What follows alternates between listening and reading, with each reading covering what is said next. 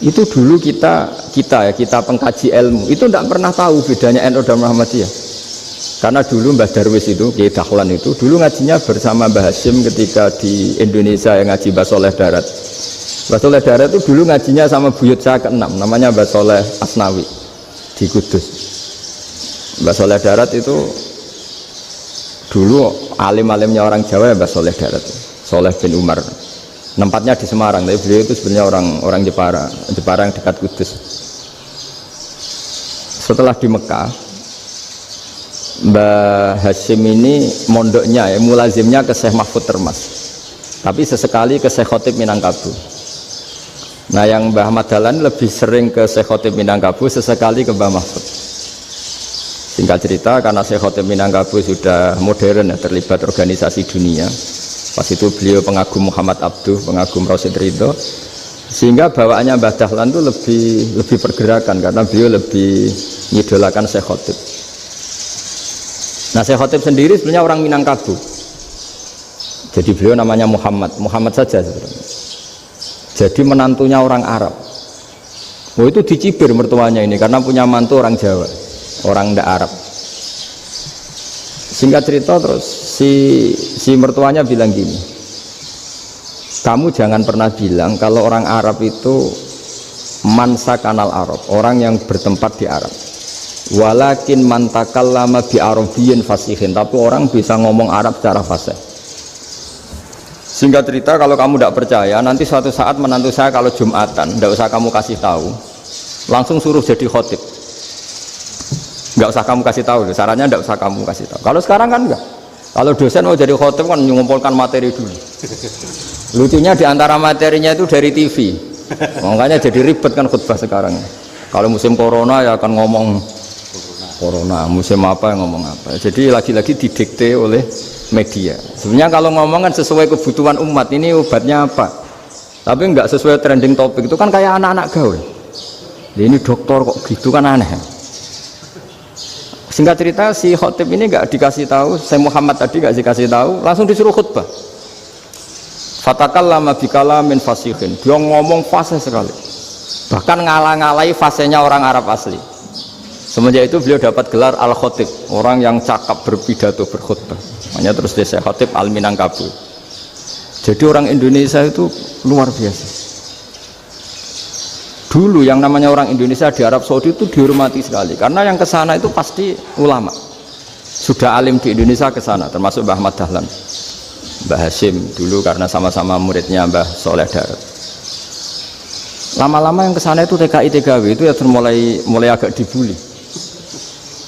Dulu Syekh Nawawi di antara ijtihad yang dihormati itu beliau mengkritik nyuwun sewu orang yang kan orang biasanya normalnya kan muji orang mati syahid, hebat orang mati syahid itu hebat gini. Oke, kita sepakat orang mati syahid itu hebat. Tapi kata Imam Nawawi dengan syarat niatnya itu li'ila'i kalimatillah, dan itu bawaan takdir. Seorang lagi itu bawaan takdir, harus mati di medan perang. Tapi tidak boleh seseorang ini niat perang tapi niatnya supaya syahid. Karena kalau begitu berarti dia berniat supaya menjadi maktulal kafir, orang yang dibunuh orang kafir. Kedua, dengan dia mati berarti pasukan Islam berkurang. Berarti dia ingin pasukan berkurang, hanya ambisinya dia ingin langsung ke surga. Misalnya pasukan orang Islam itu 10, orang kafir 10. Kalau kamu ingin syahid berarti mati 1 kan, tinggal 9 kan. Nah kalau yang seperti itu 10 kan mati semua. Gara-gara ingin syahid akhirnya perangi rapati tenanan, benang mati, benang mlebu swarga. Kata Syekh Nawawi, ya enggak. Kalau kamu perang sama orang kafir ya niat menang. Dengan niat menang ini kamu ingin li'ila'i kalimatillah. Tapi kalau kamu ingin syahid berarti kamu menuruti keinginan nafsu kamu yang cepat masuk surga. Itu orang Arab kagumnya bukan main. Karena di mana-mana orang itu dinilai dari niatnya. Paham ini ya? Tapi perang loh ya, dalam kondisi perang, bukan teroris. Perang itu artinya orang kafir yang ingin bunuh kita, itu perang namanya apa? Perang. Dulu orang cerita syahid itu hanya pokoknya syahid itu hebat, pokoknya syahid itu hebat. Syahid di medan perang itu hebat, pokoknya syahid di medan perang hebat. Tapi ketika Syekh Nawawi memberi penjelasan ilmiah, jika kamu perang ingin cepat mati, ingin cepat syahid, artinya ini untuk pemenuhan diri kamu, karena kamu bayangkan langsung masuk surga. Kamu lupa bahwa dengan kamu dibunuh kekuatan Islam berkurang. Akhirnya beliau memberi penjelasan, syahid itu bagus, itu sebagai takdir. Hanya takdir itu kita perang yang ingin menang, tapi takdirnya mati. Jangan dibalik, oleh perang rapati tenanan benang mati namun lebu. Itu yang pertama, termasuk ulama yang pertama memberi penjelasan itu Syekh Nawawi.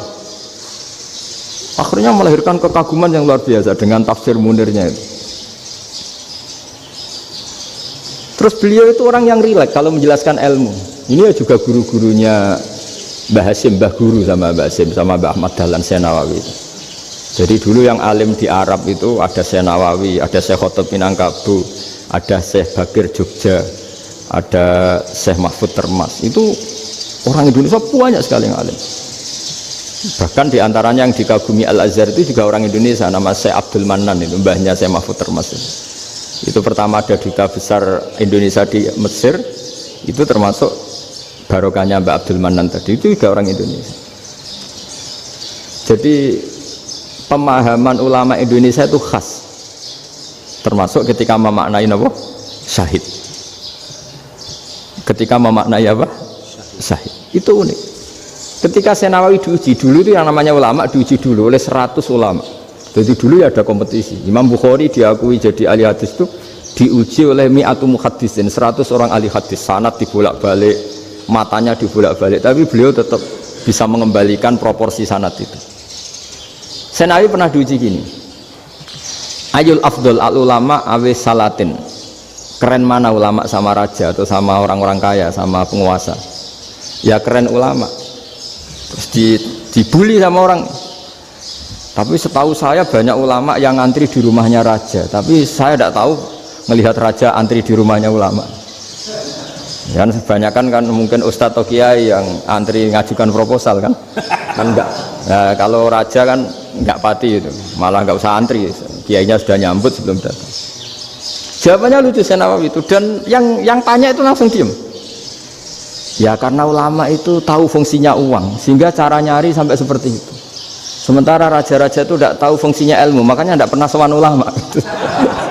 Sehingga jadi ya dianggap enteng saja. Ulama kan tahu fungsinya uang, tahu untuk pondok, tahu masjid. Sementara raja tidak tahu fungsinya ilmu. Jadi itu khas Jawa ya. Khas Jawa, khas Indonesia. Apa-apa yang menurut orang banyak dengan tanda kutip itu buruk atau baik, itu orang Jawa menafsirkan tuh gampang saja. Sehingga semenjak itu Jawa itu dipandang betul. Saya punya kitab namanya Qadayal Haji wal Umrah. Itu terbitan Hayatul Ulya Arab Saudi, milik Wahabi. Itu diantara fatwa yang dipakai untuk solusi muskilatul haji, problem-problem haji kekinian. Itu fatwanya syekh-syekh yang dari Indonesia, termasuk Syekh Khotib Minangkabau, Syekh Nawawi Banten, Syekh Bakir Nur Jogja. Misalnya begini, dalam fatwa-fatwa yang menyulitkan kita ya, sampai sekarang jadi perdebatan. Ketika Safa dan Marwah itu dengan batas tertentu, saya ulang lagi, dengan batas tertentu, mau tidak mau atas nama kebutuhan, itu kan butuh perluasan. Karena kalau naik turun itu mudah disepakati ulama. Jadi misalnya gini ya, saya punya tanah seluas ini, pasti orang akan mengatakan sampai bawah ya tanah saya, sampai atas tanah saya. Itu mujma' alaih, itu disepakati. Sehingga Nabi ngendikan al-Ka'bah min tuhumil ardi ilas sama Ka'batun. Ka'bah sampai ujung bumi, sampai ke aras semuanya Ka'bah. Sehingga tidak ada perdebatan ulama ketika Masjid Haram ditingkat, kemudian yang di atas sholat tetap dia menghadap Ka'bah, tidak harus diluk melihat di bawah, enggak, karena Ka'bah sampai langit. Sama tanah Anda kamu tingkat sampai 10, enggak ada tetangga protes karena bawah sampai atas tanah Anda. Tapi kalau diperluas, tanah Anda kamu luaskan setengah meter saja atau 3 cm saja, iso geger mbek tonggo. Karena di mana-mana batas itu ya tadi, kalau atas bawah miliknya, kalau samping enggak. Pertanyaannya, perluasan Mina itu ke samping, perluasannya Matof yang Mas'a itu juga ke samping. Geger kan ulama dunia. Bagaimana hukumnya Mina jadid? Mina yang diperbarui atau Mina yang diperluas. Itu diantara rujukan baik yang membolehkan maupun yang menentang. Itu ya Syekh Indonesia. Itu original tuh. Saya punya kitab original terbitan Hayatul Ulya, kira-kira ya kemenaknya Arab Saudi kalau di Indonesia itu. Itu yang dirujuk Dawei Syekh Nawawi, Dawei Syekh Khatib Minangkabau. Karena apa? Ada logika khas Jawa. Misalnya begini. Meskipun saya tidak perlu fatwa Mina jadid sah apa enggak, memang jadi perkhilafan ulama. Misalnya kampung ini dinamai Mina. Pertanyaannya gini, tanah yang di samping ini bisa milik Anda apa enggak? Ya bisa Gus kalau dibeli atau dihibahkan. Berarti tanah di samping Anda menjadi milik Anda karena ada proses pengambil alian lewat beli maupun hibah. Nah masalahnya ini negara itu berhak menganeksasi atau memasukkan ini sebagai Mina.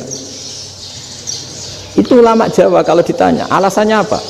Fa innal muttasila bisya hukmu dzalika syai. Karena yang gantet, yang mutasil itu bisa dihukumi seperti sesuatu itu. Jadi kalau ini Mina, ya yang gantet Mina ini ya bisa dikatakan Mina. Beda dengan membuat Mina Malang Mina, wah itu tidak bisa, tidak mutasil kan? Itu enteng sekali ulama Jawa.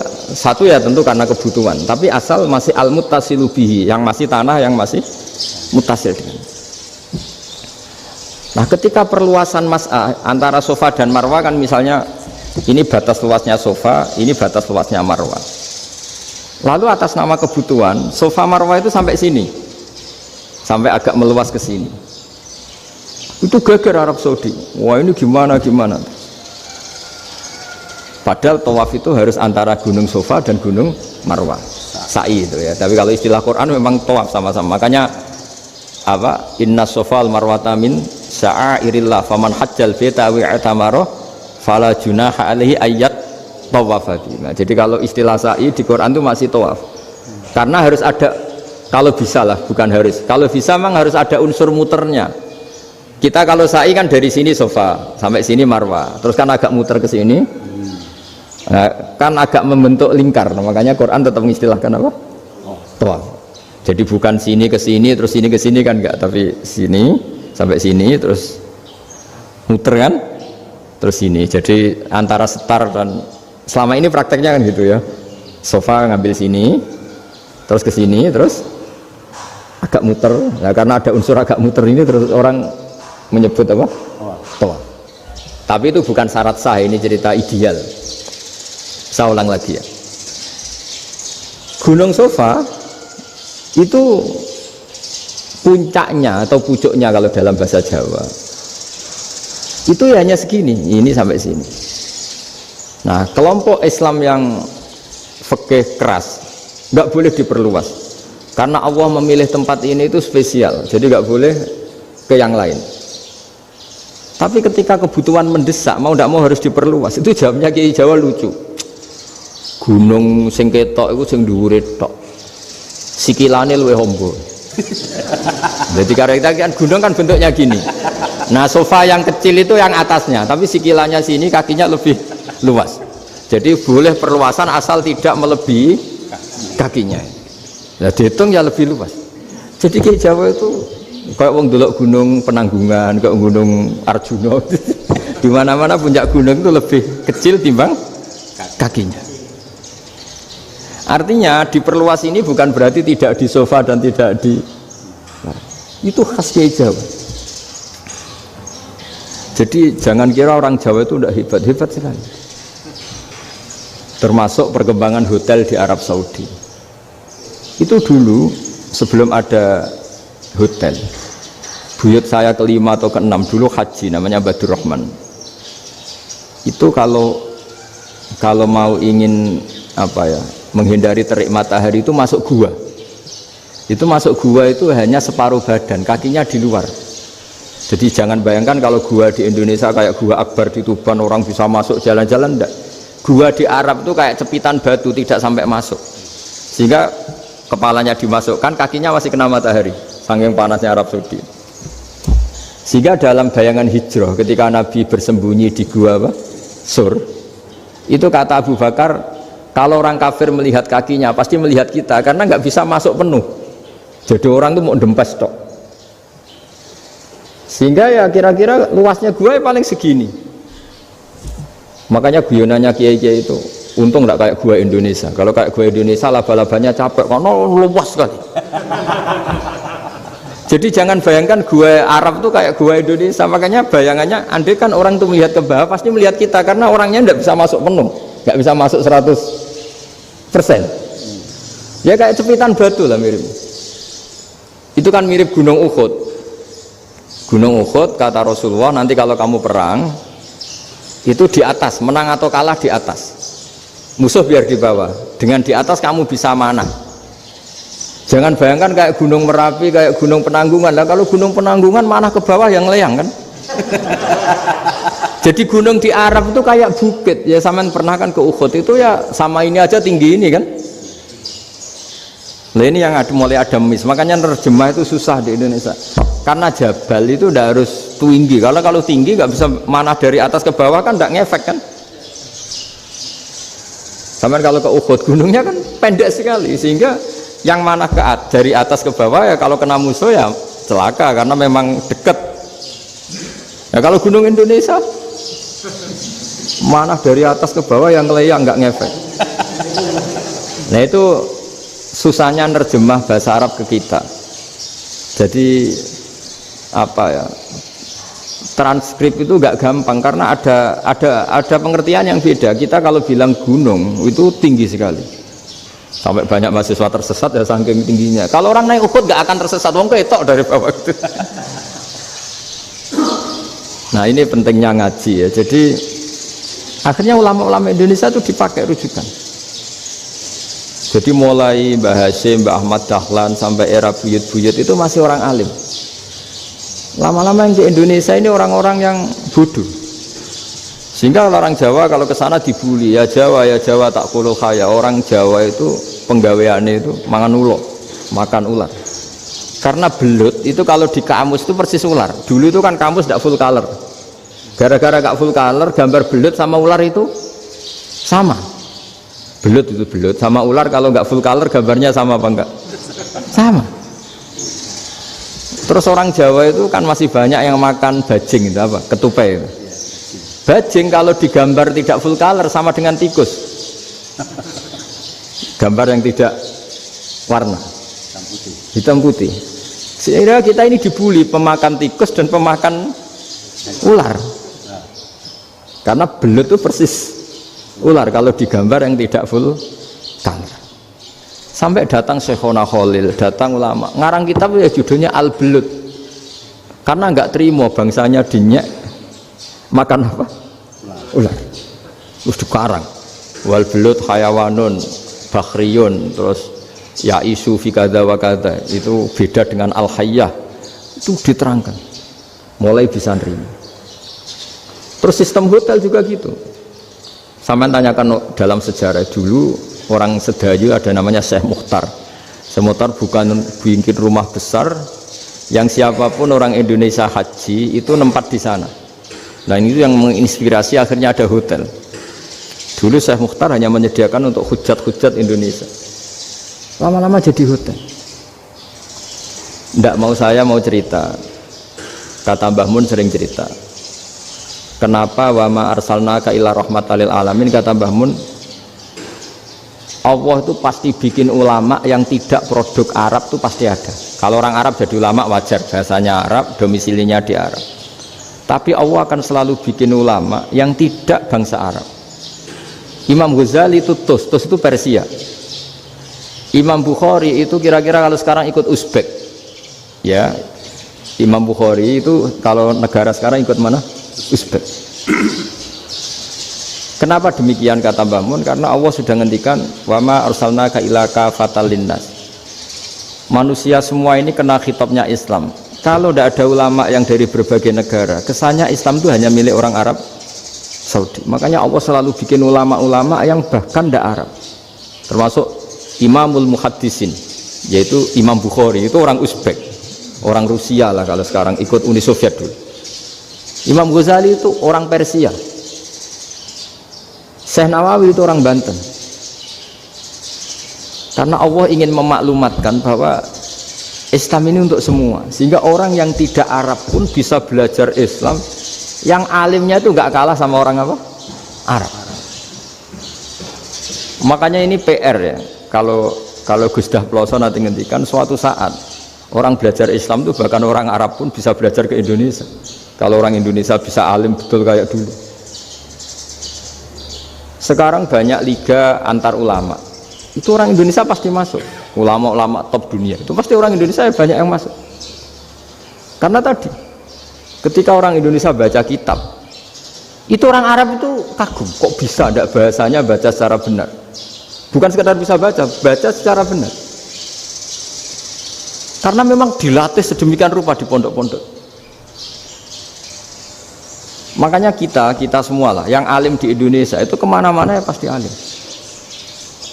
Dulu putra Mbah Mun namanya Gus Zofur itu tahun pertama ya sudah the best di tahun pertama. Kalau tahun pertama the best-nya ilmunya bawaan dari sarang, dari keluarganya. Gus Najib mondok di Said Muhammad tahun pertama sudah dipuji sebagai yang teralim karena ya sanggup. Kalau dipujinya tahun ketiga, tahun keempat kan mungkin dapat dari sana. Ini tahun pertama. Saya ulang lagi tahun pertama. Karena pengajaran di Indonesia itu luar biasa di pondok-pondok ini.